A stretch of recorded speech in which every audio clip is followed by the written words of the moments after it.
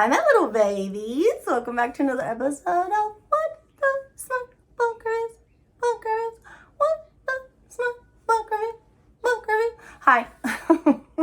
Hi. Thank you for joining me for another episode. I really appreciate it. My name is Candace, your ever psychotic host. Thank you for joining me. I already said that. I'm going to repeat myself. I do it frequently. You'll get used to it. All right. In today's video, kiddos, we are going to be reviewing this book. This is book 2 in Emily McIntire's Never After series, and it is called Scarred. This is a loose, and when I say loose, I mean loose retelling of The Lion King. Okay?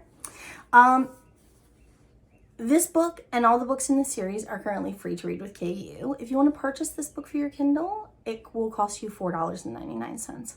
If you want this literally visually stunning trade paperback that I'm holding, because all of the covers in this series are gorgeous. They're fucking gorgeous.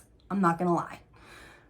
If you want this lovely trade paperback, you can currently get it for $14.39. That's a bargain.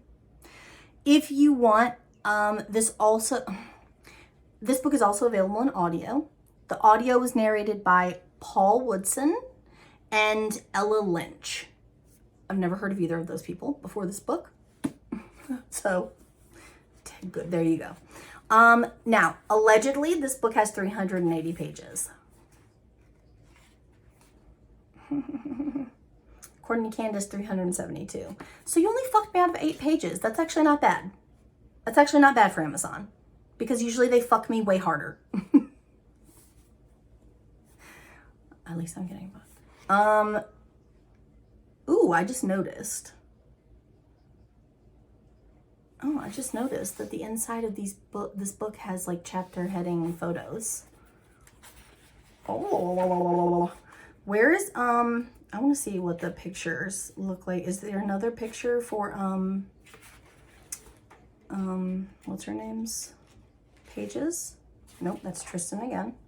Where's the main female character? Can I get some Sarah B? No, it's the same. It's the same.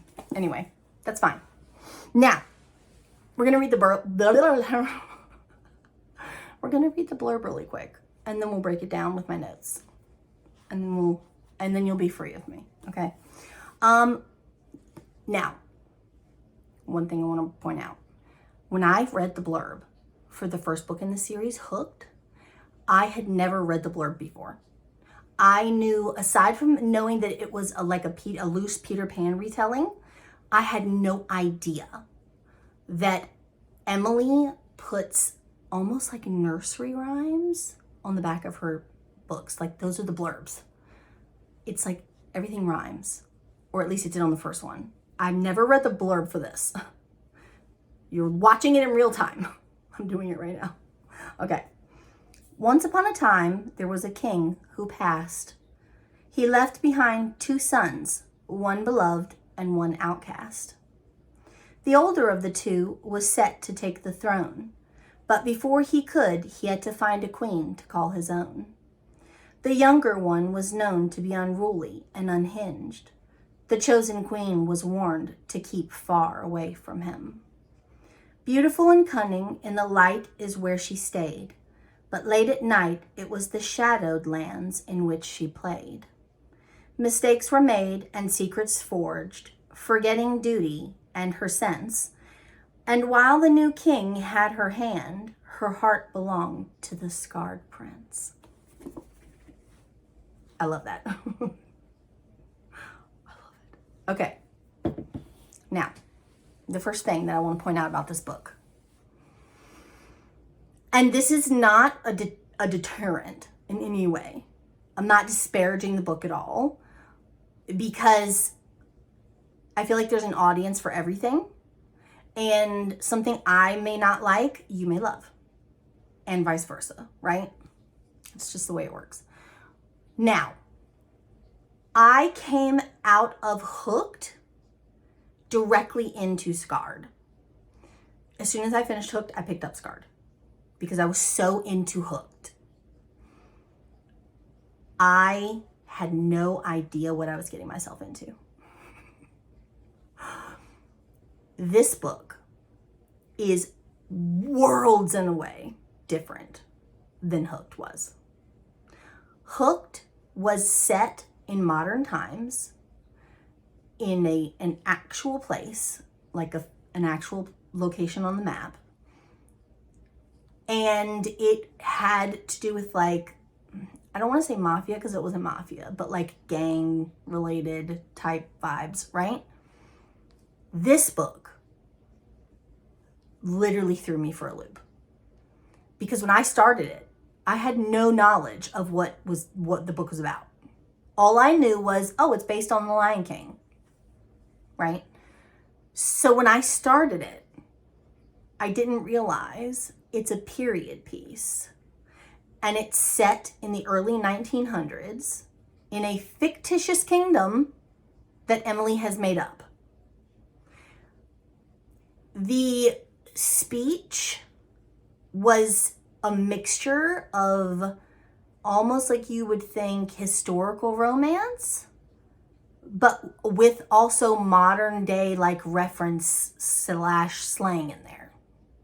So it was very, I won't say off-putting because it wasn't off-putting, but it was very, it was jarring, if I'm being honest. And I feel like a lot of people felt that way. They were like, oh my God, what is that? What is this? Because it was so unexpected. Now, let's read my notes and then we'll get into it. I will say, I would recommend, and this is just me personally because other people may not feel this way. They may hear the narrator voices and go, ooh, I love that. I would recommend reading the book versus the audio. I listened to the audio. I did not care for either narrator's voice. I'm sorry, Emily. You're never going to see this anyway because you don't respond to my DMs. It's fine. But the main female character, her voice, her narrator voice, was so young and high-pitched that I felt like I was listening to like 12-year-old. Alternately, the main male character's narrator was British and ridiculously proper. And I got mad, if I'm being honest. I got mad because the first book, the main male character is British. His narrator was British. I was in love with his voice.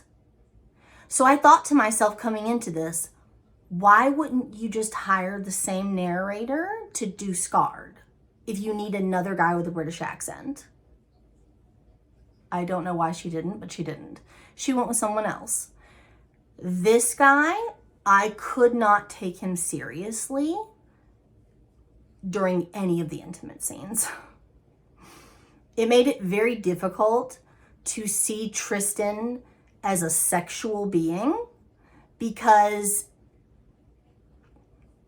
when he would say the word pussy, he would say it like pussy. And it made me laugh. And so therefore I could not be like, ooh boy, you got my thighs shaking. No. He did not have my thighs shaken, okay? That's all I'm gonna say. But again, everything is subjective, right? So even though I might not have liked it, you may love it. Give it a shot and see. Try the sample on Amazon for the audio. If you like it, do the audio. It's everyone's different and we like what we like. So the main two characters for this book are Tristan and Sarah B. They refer to her as Sarah B, like Sarah, and then the last name initial B, okay? But they say it very quickly, like it's all one word, so I honestly thought her name was like Sarah B. But it's not, it's Sarah B. Okay. Now, for Tristan, I wrote the Scarred Prince, because that's the way they refer to him. Brother King Michael hates mother. And then I wrote tattoos, yum. Smokes hand-rolled weed. So that was another thing that comes up so infrequently in books I've read, is like the usage of like one of the main male characters, or even a side character, honestly, using like marijuana or some other recreational drug.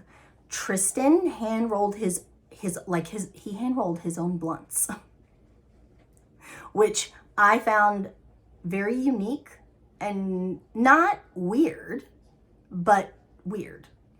Does that make sense? It was like, oh my God, I've never seen this done in a romance novel before. All right, so for the characteristics for Sarah B, her last name is Beatro, which I'm assuming is where the B comes from. I wrote, father hung by royals for treason. Older sister, widowed mother, and uncle. That's the extent of her family. She does have a cousin who is like the king, one of the king's hired like advisors. But he turns out to be a piece of shit. So that's fine. Now let's read my notes really quick, and then we'll do like a quick little rundown of what happens in the book. All right, so I wrote, King has just died. Tristan's brother Michael inheriting the crown. Council full of snakes. Sarah B groomed to marry the king to get revenge for father's death. Was hanged for treason. Cousin Alexander, right hand to new King Michael. Older brother to Tristan. Xander, supposed to be man inside to help with plot. Tristan sees her arrive. She seems meek and demure. But after several run-ins, he sees fire in her. Tristan secretly leading rebellion against Michael. Hates him. Which is fair because his brother is a prick. Michael tormented him as a child, and he believes killed their father for throne. Sarah begins to learn things about the castle, like hidden passages, and about Tristan, like how he's an artist. Tristan's right hand, Edward, having an affair with Sarah's lady-in-waiting, Shayna. Tristan continues to plot for crown, Michael having hallucinations of dead father. Tristan finds out and uses it to manipulate him into sending army away. So essentially like he's laying the groundwork for his coup, right? Sarah and Tristan have sex. After her guard is killed by rebels and she's mourning. Sarah's uncle comes to court. Her cousin goes missing. Uncle lets slip that it wasn't the king that killed her father. Claims it was the rebel king. Sarah follows Shayna one night to tavern where she finds out Tristan is the rebel king. He kills Xander for his role in his father's death. The king's death. Sarah finds Tristan in cathedral, pulls knife on him, falls apart after he tells her he loves her. Bro. Church sex. I just spit all over myself. I literally put church sex with like 3 exclamation points. They have sex in the church. It was very inappropriate and hot. He denies killing her father. Now she knows uncle was just trying to get the crown. She would have been scapegoat. They plan to lure him to her room after drugging him. He's on to them. Okay, they plan to lure Michael to her room and then drug him, right? Okay. However, he's on to them. One of her maids, Ophelia, was a rat for Michael. Told him everything. He locks her up, attacks and binds Tristan. One of the rebels gets her out. She rallies them. She rallies them to storm the palace via the tunnels. They save Tristan, but she gets taken. Tristan starts burning the city, storms palace again. Michael runs, falls off a cliff. Tristan takes crown for 6 years. So he rules for 6 years. Epilogue. he turns rule over to Simon, Michael's bastard son. So throughout the book, there's a little boy that Tristan is very attached to. He's the son of a maid, or like I think like a scullery maid or something like that in the household. And it turns out that he is the bastard son of Tristan's brother, the king. So essentially Tristan rules as king until Simon is old enough to take the throne. And then he hands it over, and him and Sarah B just live happily ever after together, which I thought was very nice. I liked it a lot. That's literally all the notes I wrote. So again, if you have read the first book, coming into this one, be prepared that it's totally different from how the first book was written. I think Emily tries to like switch things up a lot, because I've also heard that like book 3, Wretched, that the main female character is the villain instead of it being the guy. You know what I'm saying? So maybe she's just like, I'm just gonna do whatever the fuck I want, because she can do whatever the fuck she wants. She's the author, she can do whatever she wants. So yeah, so that's pretty much the gist of the book. For the rating for the book, I would give it an 8 out of 10.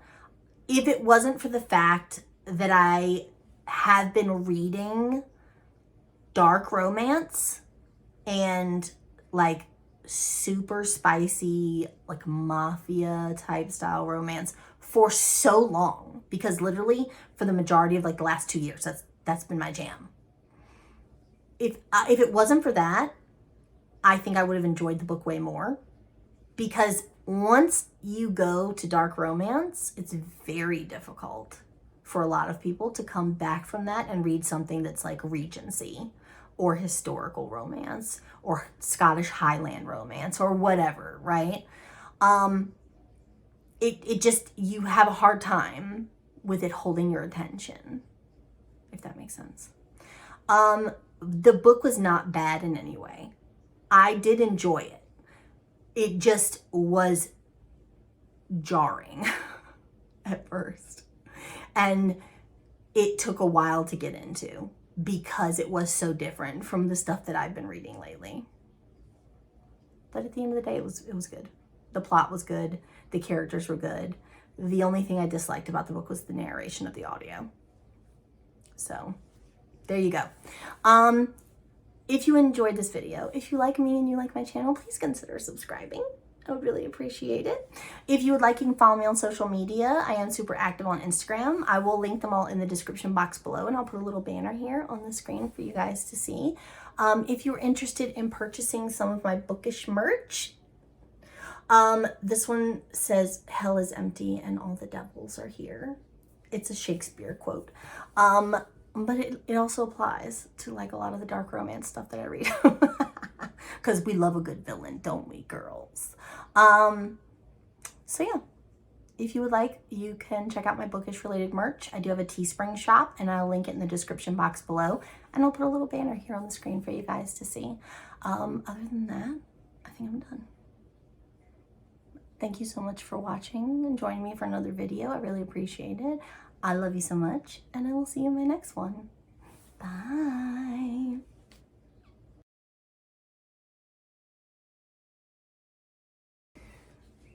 Never gonna give you up. Never gonna give you up.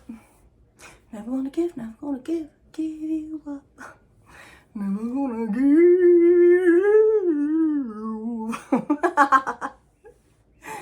you up. Hi.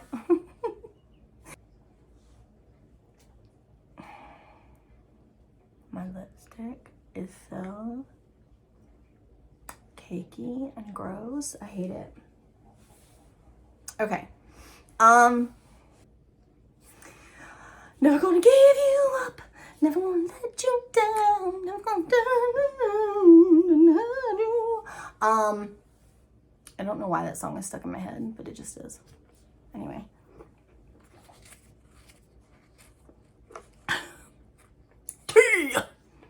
tea. As you can tell, I don't need any more tea.